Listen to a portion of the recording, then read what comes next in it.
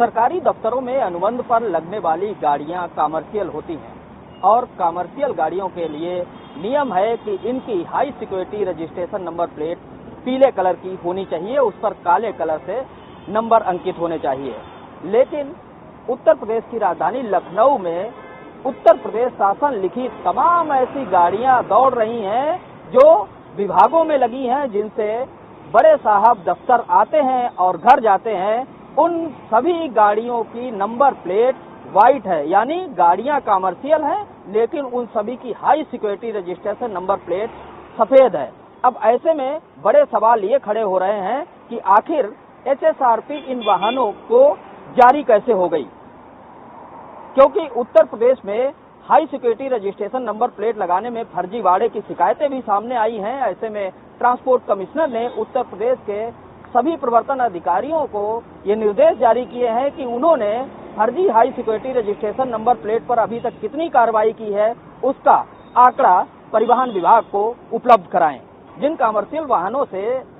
जो बड़े अधिकारी चलते हैं, उन वाहनों की नंबर प्लेट सफेद है, इस बारे में अधिकारियों को पता है भी नहीं, क्योंकि ऐसा ड्राइवर भी अक्सर कर लेते हैं कि वो कमर्शियल गाड़ियों की नंबर प्लेट पीली होने के बावजूद उसे व्हाइट पेंट से कलर कर लेते हैं। तो ये भी कहा जा सकता है कि कोई जरूरी नहीं कि अधिकारी इससे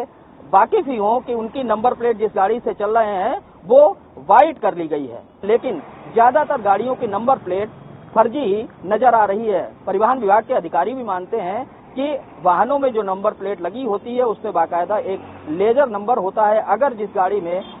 दूसरी नंबर प्लेट लगाई गई है और उसमें लेजर नंबर नहीं है तो निश्चित तौर पर ये नंबर प्लेट फर्जी ही मानी जाएगी। तो तमाम ऐसी गाड़ियां हैं जिन पर लेजर नंबर नहीं है और वे कमर्शियल होते हुए भी प्राइवेट हैं। करेंगे सरकारी विभागों में तो हम इस पर भी दो पहलू हैं इसके। एक तो यह है कि सरकारी विभागों में भी ऐसी वाहन है जो संबद्ध तो हैं, लेकिन अगर वो व्यावसायिक कैटेगरी में नहीं है या कहीं उनके बीच में कोई कनाइवेंस है कि टैक्सी नंबर प्लेट दिखाकर प्राइवेट गाड़ी ही सप्लाई कर दी गई है, तो उनको ट्रेजरी के माध्यम से वेरिफिकेशन की कार्रवाई का एक प्रस्ताव परिवहन आयुक्त महोदय से की तरफ से सारे जिलाधिकारियों को गया है कि ट्रेजरी जिन जिन अनुबंधित गाड़ियों का पेमेंट कर रही हो वो आरटीओ ऑफिस को वो सूचना मिल जाए कि इतनी अनुबंधित गाड़ियां हैं इस विभाग की, ताकि हम उसे क्रॉस चेक कर सकें। जैसे ही ये सूचना अगर संकलित हो जाती है स्टेट लेवल पे, तो दो चीजें हैं कि एक तो आपने जो कहा कि हमारे पास कमर्शियल गाड़ियों की वह सूची आ जाएगी कि अमुक वाहन संख्या इस विभाग के साथ संबद्ध है,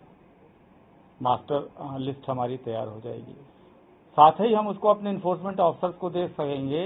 और उसको अपने पोर्टल पे उन व्यवस्था के तहत अपलोड कर सकेंगे कि ये गाड़ी पीली नंबर प्लेट से युक्त होनी चाहिए थी या ये टैक्सी प्लेट की गाड़ी है आपको दिख रही। तो जो आप कह रहे हैं कि अगर वो दूसरा वाला पार्ट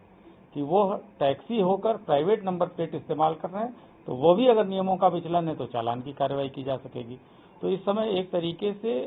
हम समग्र प्रयास पे लगे हुए हैं और अभी हम उसकी एनालिसिस भी चल रही है। आपका विषय भी उसी का एक पार्ट है और निश्चित तौर पर प्रवर्तन अधिकारियों को